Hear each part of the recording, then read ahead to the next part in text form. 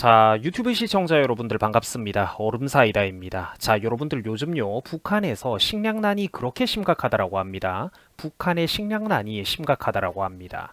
자, 유엔에 원조 요청까지 했다라는 얘기가 우리나라 뉴스에 나올 정도였는데, 일단 정권의 자존심 때문인지 며칠이 지난 현재 이 부분은 사실이 아니라고 합니다. 자, 그러나 국제기구에 원조 요청을 넣지 않았다고는 하더라도 북한의 식량난 자체는 팩트라는 것이죠. 이게 굉장히 심각하다라고 합니다. 오죽하면은 현 시대에 아사자가 나올 정도라고 합니다. 사람이 밥을 못 먹어가지고 굶어 죽는다라는 것이죠. 그런 주민들이 속출을 하고 있다라고 합니다. 자, 제가 이 뉴스도 최근에 그래서 이 흐름을 한번 지켜보려고 한 2, 3일 정도 가만히 지켜봤는데 이제 지금 이렇게 윤곽이 나오고 있죠. 이 며칠 만에 통일부의 평가도 더 심각하게 바뀌었을 정도입니다. 자, 식량 사정이 심각한 거는 사실이지만 아사자가 속출을 하거나 북한의 고난의 행군 시기에 비교할 정도는 아니다라고 통일부가 며칠 전에 얘기를 했었는데, 자, 일단 이게 지금은 이 말이 뒤바뀌었습니다. 실제로 일부 지역에서 굶어 죽는 지역 주민들조차 나왔을 정도라고 하죠. 자, 참고로 북한의 고난의 행군 시기라는 거 여러분들 혹시 알고 계십니까? 아마 아는 분들도 있고 모르는 분들도 있을 텐데, 이 고난의 행군 시기라는 게 뭐 나름 북한의 근현대사에서는 되게 유명한 사건입니다. 저게 언제냐면은 김일성이가 사망한 직후 1990년대 중후반기 무렵에 북한을 강타했던 대기근 사태를 말합니다.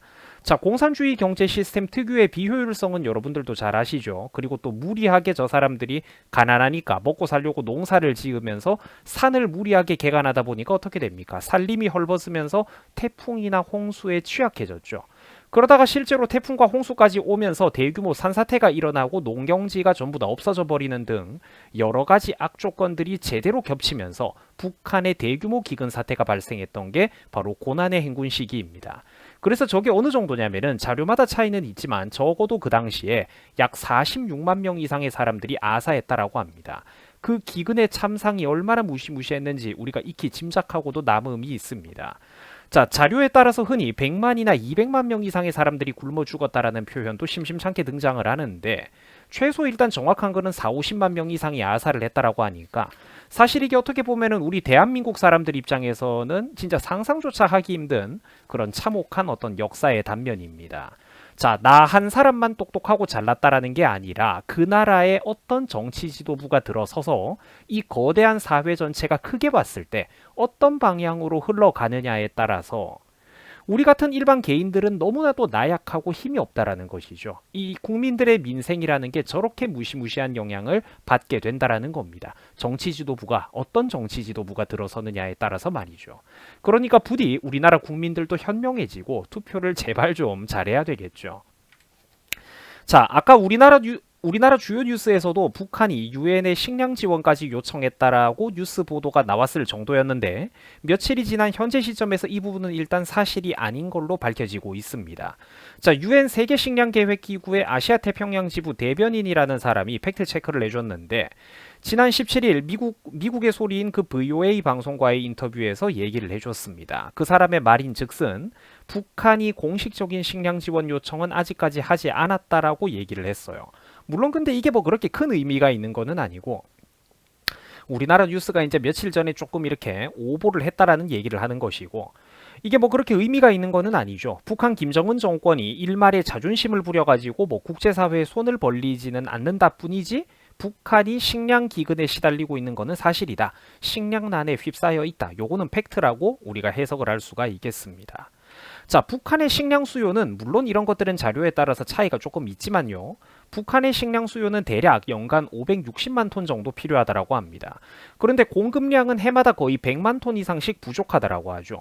북한에서의 그 식량 공급량은 한 400만 톤 초반 정도밖에 안 나온다라고 합니다. 그러니까 전 국민들이 쉽게 말해서 거의 뭐 하루에 한 끼 정도는 건너뛰어야 되는 그래야 간신히 유지가 되는 뭐 거의 그런 상황인 거죠.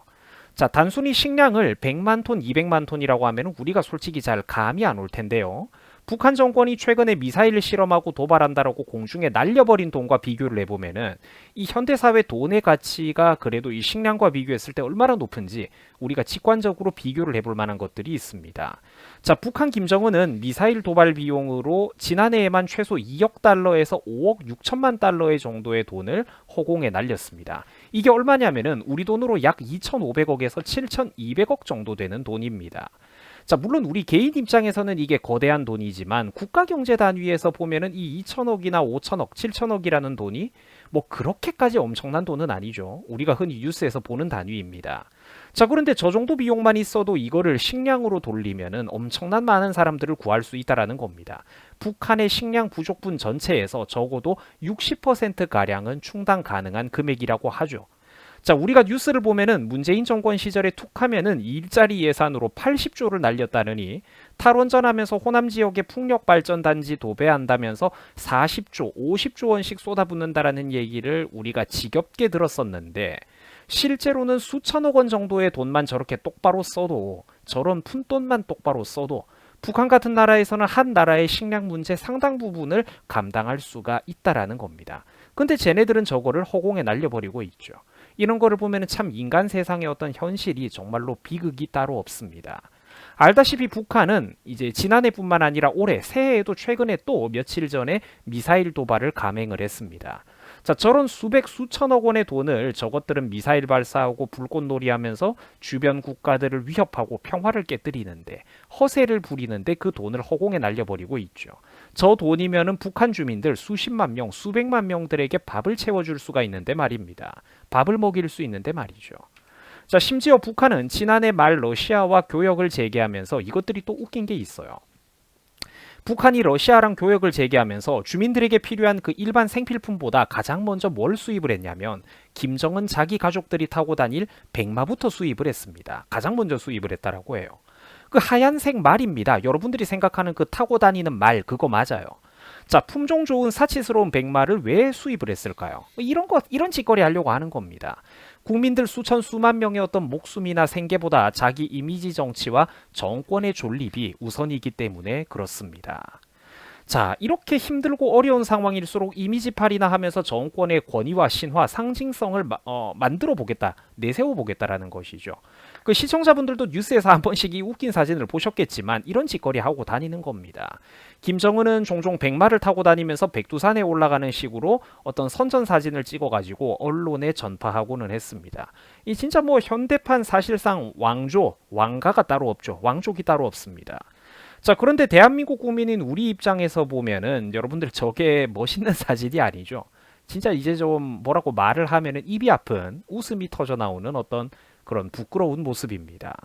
자, 10살짜리 어린 딸을 공식 석상에 내세우면서 나이 지긋한 장군들이 어린애한테 고개를 조아리고 있죠. 웃으면서 만찬을 즐기고 충성맹세를 받고 있는데 이런 북한의 현실을 바라볼 때마다 참 여러 가지 생각을 제가 하게 됩니다.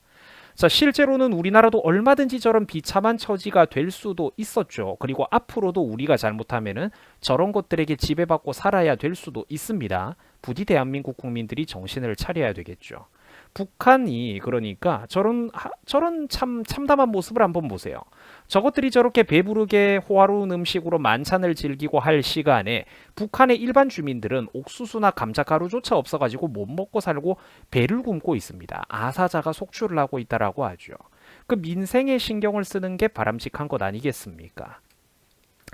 자, 과거의 김일성이는 1962년 당시 북한의 경제개발 운동인 천리마 운동 당시에 이런 말을 한 적이 있습니다. 굉장히 유명한 표현이죠.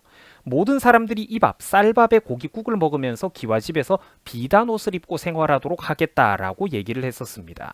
자, 저때 당시만 해도 우리나라보다 북한 GDP가 더 높고 잘 살았다 보니까 이제 북한이 자기들의 체제 우월성을 과시하면서 자신감을 만천하에 드러내던 어떤 그런 시절의 헛소리입니다.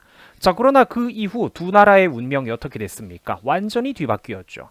대한민국에는 현명한 어른들이 있었고 그 현명한 어른들로 이루어진 현명한 세대가 그들의 정확한 안목으로 3번에 걸친 대통령 선거에서 정확한 지도자를 선택해내는 데 성공을 했었습니다. 바로 박정희 대통령이죠. 위 사진은 고속도로 개통식에서 샴페인을 뿌리는 박정희 대통령의 모습입니다. 자, 쌀밥에 고깃국을 배불리 먹게 해주면서 기와집에서 살게 해주겠다라는 김일성의 말과 그 약속과 비교를 해보면은 이미 이제 역사의 흐름을 다 알고 있는 우리들 시점에서는 이 사진 한 장만으로도 클래스의 차이가 확실히 느껴지죠. 체급 자체가 다르다라는 겁니다. 자, 시대를 막론하고 국민과 대중들을 속이고 선동하며 단지 자신의 부귀영화만을 추구하는 그런 기회주의적인 사람들은 수도 없이 많았습니다. 지금 대한민국 정치판에도 기회주의자들은 수도 없이 많아요. 그러나 진짜로 민족과 동포들을 위해서 경제적인 번영을 안겨다주고 잘 사는 길로 이끌어주는 그런 지도자는 우리 가까이에 이렇게 있었습니다. 자, 시청해 주셔가지고 대단히 감사드립니다. 여러분들 수고하셨습니다.